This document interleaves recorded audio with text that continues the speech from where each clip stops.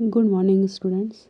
जैसे कि कल हम लोग दो वीडियो में मुगल उत्तराधिकारियों से संबंधित आप लोग को दी थी।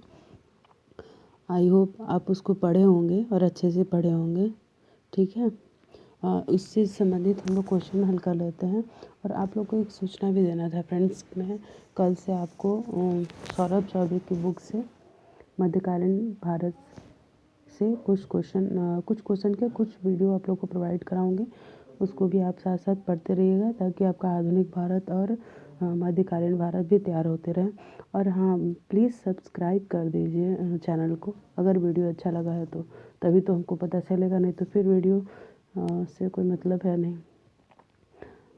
कम से कम लाइक और सब्सक्राइब कर दीजिए। आते हैं हम लोग पहले क्वेश्चन पे।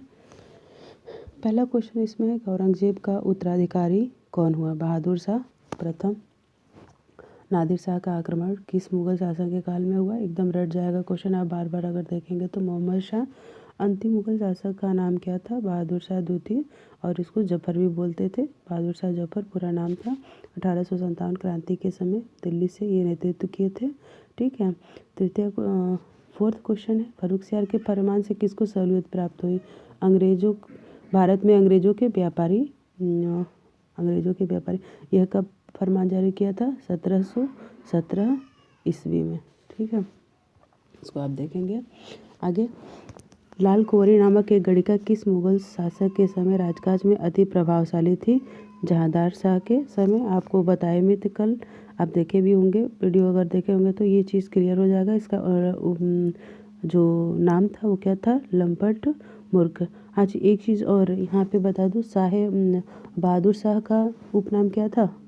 इसको आप कमेंट करिए। कल का अगर वीडियो आप देखे होंगे तभी तो पता चलेगा कि आप लोग देख रहे हैं कि बस ऐसे ही। ठीक है, नेक्स्ट क्वेश्चन। तृतीय पानीपत के युद्ध के समय मुगल सम्राट कौन था? शाह आलम। अहमद शाह अब्दाली के आक्रमण से किस शक्ति का अभ्युदय हुआ? सिख शक्ति का अभ्युदय हुआ। किस मुगल शासक के काल में सैयद भाई प्रभावशाली हुए? फारुखसियार। ये सारा चीज़ कल आप पढ़ चुके हैं अगर आप अच्छे से पढ़े होंगे तो। सैयद बंधु के दमन में निम्न में से किस गुट ने प्रमुख भूमिका निभाई? तो फारुखसियार के समय में सैयद बंधु के दमन में निम्न में से किस गुट ने प्रमुख भूमिका निभाई? तुरानी गुट। अहमद शाह ने 1748 ईस्वी में सफदरगंज को किस पद पर नियुक्त किया? साम्राज्य का वजीर पद पर नियुक्त किया। ठीक है, आगे क्वेश्चन है, निम्नलिखित में से औरंगजेब के किस उत्तराधिकारी का शासनकाल सबसे कम था? देखिए यहाँ पर एक चीज़ आप देख सकते हैं, जहांदार शाह सबसे कम शासनकाल था, लेकिन यहाँ पर कल आप पढ़े होंगे रफ़ी-उद-दराज सबसे कम समय तक शासन किया था। ठीक है, लेकिन यह ऑप्शन में है नहीं, तो फिर यहाँ पे सबसे कम समय तक शासन किसने किया? जहांदार शाह। ठीक है, अब आगे देखिए, निम्नलिखित युग्मों में से कौन एक सामान्यतया राजा बनने वाले सैयद भाइयों के बारे में सत्य है? कौन उस सैयद भाई थे? हुसैन, अली और अब्दुल्ला। अगला, मध्य 18वीं शताब्दी में मुगल दरबार के निम्नलिखित 3 वजीरों का कालानुक्रम क्या था? तो इसमें देख सकते हैं डी ऑप्शन, जावेद खां, सफदरगंज और इमादुल मुल्क। आगे देखिए, बहादुर शाह फर्स्ट ने क्या नहीं किया? जजिया का खात्मा नहीं किया। ठीक है, नेक्स्ट क्वेश्चन। जून 1707 ईस्वी में जजाऊ का युद्ध किसके मध्य हुआ? मुअज्जम और आजम। वैसे तो मैं कल आपको बोली थी कि इस युद्ध के बारे में आप मत पढ़िएगा, तो आप इसको मत पढ़िएगा, लेकिन क्वेश्चन आ गया है तो इसको तो हम लोग को देखना ही पड़ेगा। ठीक है, अब देखिए यहाँ पे मैं एक शॉर्ट नोट अपना एक बुक पे पढ़ते पढ़ते बनाई थी, आप लोगों को बता देती हूँ कि गैर मुस्लिम पर जजिया कर पूरी तरह से समाप्त कौन किया था? फारुखसियार ने समाप्त किया था।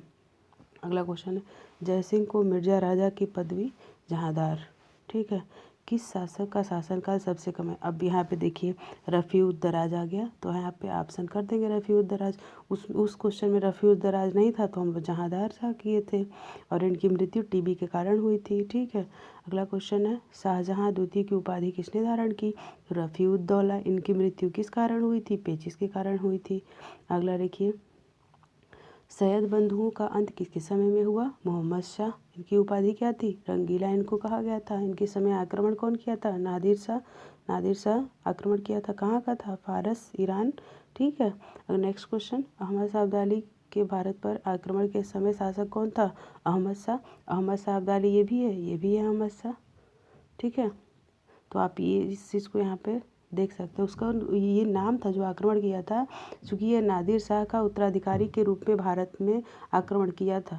समझे आप? और तृतीय पानीपत युद्ध इसी के मध्य हुआ था। अहमद शाह अब्दाली, अफगानों का नेतृत्व और मराठा। अगला, अली गौहर किसका नाम था? शाह आलम द्वितीय। किस मुगल शासक ने राजा राममोहन राय को राजा की उपाधि दी? अकबर द्वितीय। मुगलों के सिक्के किसके समय बंद हुए? अकबर द्वितीय। अगला, करनाल का युद्ध कब हुआ? 24 फरवरी 1739। किसके अनुसार मुगल साम्राज्य के पतन का प्रमुख कारण सैनिक अदक्षता थी? William Irvine. सैनिक अदक्षता भी माना गया था। अगला, fall of the Mughal empire, यह पुस्तक किसने लिखी? सर जगुनाथ ने यह पुस्तक लिखी थी। मुगल साम्राज्य के पतन का प्रमुख कारण क्या था? अयोग्य उत्तराधिकारी। अब यहाँ पे अयोग्य उत्तराधिकारी तो धीरे धीरे, क्योंकि इतना ज़्यादा इन लोग का एम्पायर फैल चुका था, वही चीज़ है कि जितना आप अगर आप उसको फैला देंगे तो उसको आप कवर करने में भी आपको उतना समय देना पड़ेगा। अब इतना ज़्यादा औरंगजेब तक ये लोग सब जगह अपनी सत्ता को पकड़ लिए थे कि जो उत्तराधिकारी हुए उनके हाथों से ही फिसलने लगा, उनका नेतृत्व ही नहीं कर पाए। वैसे उस प्रकार के ये लोग शासक ही नहीं हुए, तो अयोग्य उत्तराधिकारी सबसे अहम कारण था इनके पतन का। और यह धीरे धीरे 1857 तक पूर्णतः समाप्त हो गया। अब ये क्वेश्चन अगर पूछे कि मुगलों का अंत कब हो गया, तो 1857, 1 नवंबर 1857 को मुगलों को अंत हो गया। ठीक है। अगला, अहमद शाह अब्दाली के भारत पर आक्रमण का उद्देश्य धन लूटना। अहमद शाह अब्दाली के भारत का, अच्छा अगर आपसे पूछ दे कि नादिर शाह का भारत पर आक्रमण का मेन उद्देश्य क्या था, उसका भी धन लूटना ही था। अब चूंकि यह अहमद शाह अब्दाली के पर्पज़ से पूछा है, इसलिए ये भी और चाहे उससे। ठीक है। आगे नेक्स्ट क्वेश्चन, नादिर शाह पर दिल्ली पर अधिकार कब कर लिया? नादिर शाह दिल्ली पर अधिकार कब कर लिया? तो 20 मार्च 1739 ईस्वी। क्लियर। अगला, नादिर शाह के आक्रमण के समय मुगल सेना का मीर बख्शी कौन था? खाने दौरान। ये 30 क्वेश्चन आप उससे जुड़े, आप उसको देख लीजिएगा, और उसको ये वीडियो कम से कम 1-2 बार देखिए और बार बार देखिए, और प्लीज़ लाइक, सब्सक्राइब और शेयर ज़रूर करिए, ताकि अगर आप लोग का देखिए, हम भी देखेंगे कि भाई आप लोग अगर लाइक कर रहे हैं, सब्सक्राइब भी कर रहे हैं, तो ज़रूर आपको पसंद आ रहा है। तो मैं अभी चूँकि ये मैं पहली बार वीडियो बना रही हूँ और ये मेरा तीसरा वीडियो है, तो थोड़ा सा आप लोग को दिक्कत होगा मेरी आवाज़ में, लेकिन धीरे धीरे आपके सब्सक्राइब और लाइक से मेरा भी कॉन्फिडेंस बढ़ेगा। और मैं आपको चूँकि कल में क्या, आज ही शाम तक आपको एक और वीडियो प्रोवाइड कराऊंगी, जिसमें सौरभ चौबे से मध्यकालीन भारत की शुरुआत करेंगे। अगर आप यूपीपीसीएस का पेपर दिए हैं इस बार, तो देखे हैं जितने भी हिस्ट्री के क्वेश्चन हैं सारे सौरभ चौबे से हैं। तो ऐसा नहीं है कि अगली बार भी सौरभ चौबे से आ जाए, लेकिन ऐसा भी हो सकता है कि सारा क्वेश्चन आ जाए। ठीक है। तो हम लोग को क्या फ़र्क पड़ रहा है, कि हम लोग को क्या हर्ज है कि और हम लोग ना पढ़ें? अपना तो तैयार करना ही पड़ेगा ना। तो मैं यही सोचकर आप लोग को उस मध्यकालीन भारत शुरुआत करूँगी। आप कमेंट बॉक्स में ज़रूर कमेंट करिए कि ऐसा किया जाए या नहीं किया जाए। ठीक है। Thank you for watching my video.